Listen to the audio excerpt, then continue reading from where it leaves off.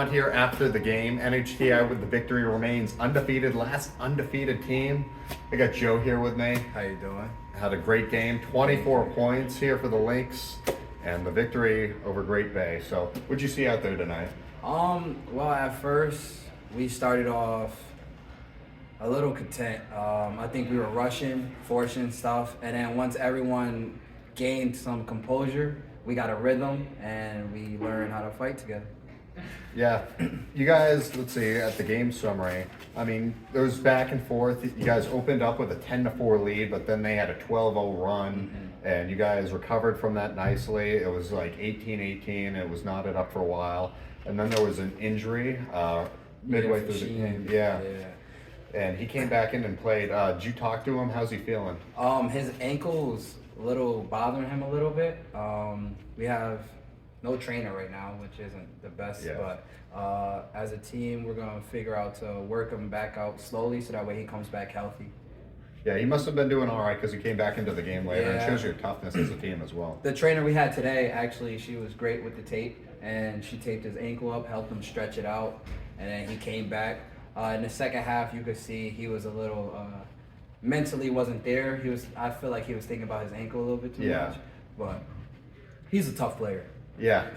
Something that I noted was that you guys there was no bonus in the first half. I think there wasn't in the second half either. There was like hardly any fouls in comparison to what I'm used to seeing. And, Berkeley was noting that too, that's like pretty unusual.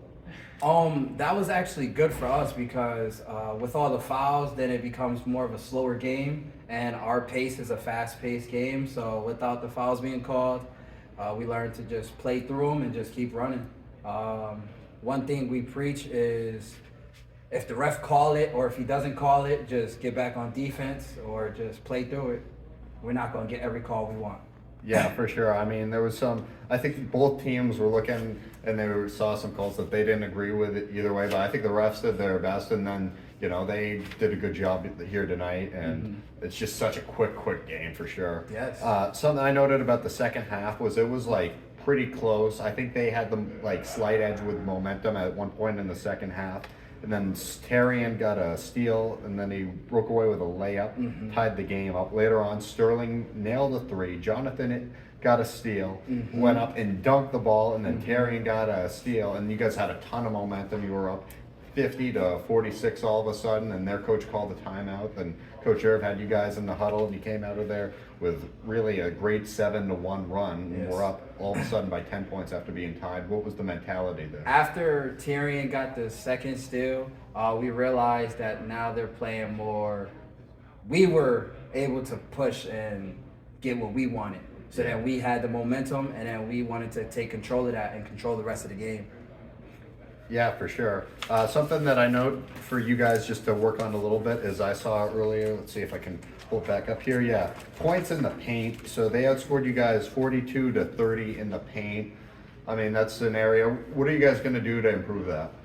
Well, we're a very undersized team, so points in the paints, we lose a lot. However, we make it up for it from the three-point shooting and the fast break.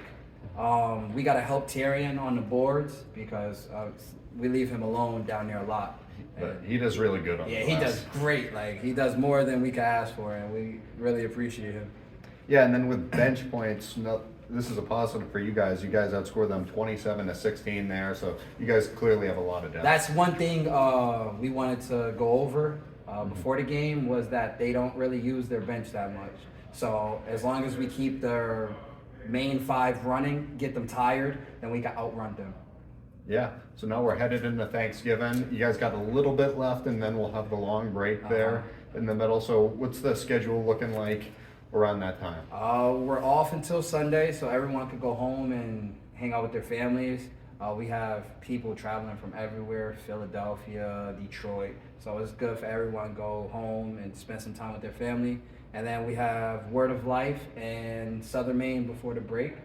So we're excited. Yeah, for sure. Final question I got to ask, what are your favorite Thanksgiving foods? I'm going to go with mac and cheese and some turkey. I mean, I keep it simple. I'm a really picky eater, so I just give me a plate of mac and some turkey and I'm good. I like that. Appreciate your time, man. Thank you. Yeah, of course.